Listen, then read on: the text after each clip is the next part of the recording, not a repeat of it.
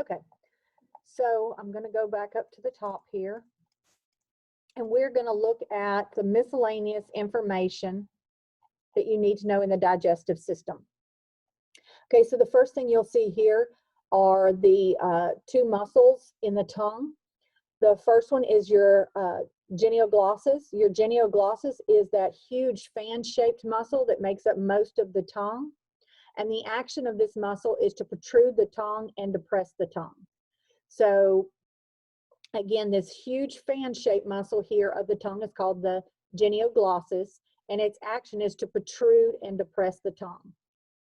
Then you'll see this muscle right here in this first picture called your styloglossus. Your styloglossus is going to originate in the styloid process of the temporal bone, and its action is going to draw up the side of the bones to create a trough for swallowing.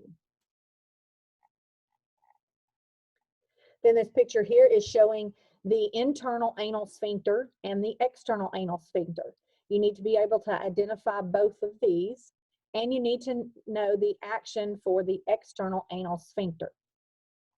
The external anal sphincter is going to keep the anal canal and the anus closed, and it also aids in the expulsion of feces from the anus. Okay, and this picture is showing peristalsis. You need to be able to identify peristalsis and understand the 3 steps of peristalsis. So peristalsis is the wave-like movement of a bolus of food down the digestive tract. So you see in step 1, you have contraction of the circular muscles behind the food mass. And you'll see that in each one of these, you see that tan rounded food mass. That food mass is called a bolus. Okay, in step 2, you have contraction of the longitudinal muscles ahead of the food mass. And then in step 3, you have contraction of the circular muscles, which are going to force that food forward. So again, be able to identify that this is showing peristalsis, that wave-like movement of the food, and to be able to understand all 3 steps of peristalsis. Okay, in this picture here, what we're looking at is the swallowing process. And during the swallowing process, you have 4 phases. So you need to be able to identify each of these phases and basically understand what is going on. So the first phase is the buccal phase. If you remember from AP1, your buccal landmark were the cheeks. So in your buccal phase, your mouth, your tongue is compressing or churning over that bolus of food within the oral cavity. So that bolus is between the 2 cheeks or between your 2 buccal landmarks.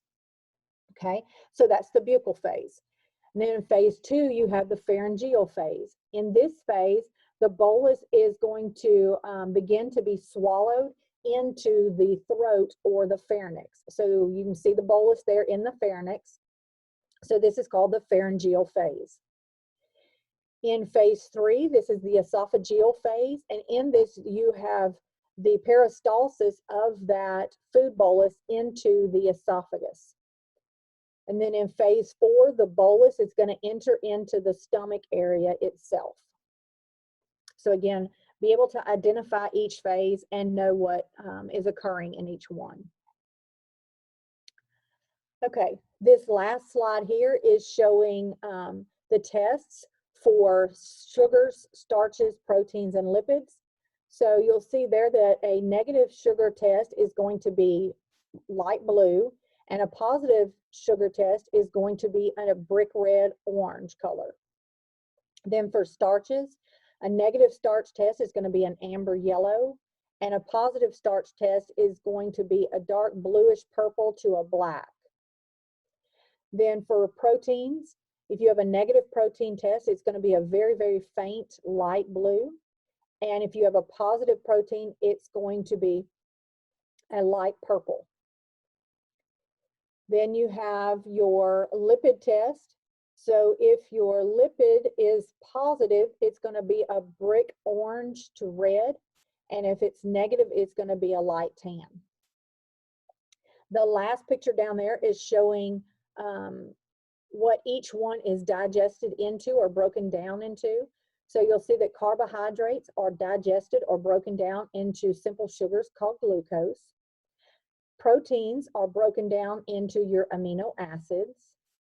And fats and lipids are broken down into fatty acids and glycerols.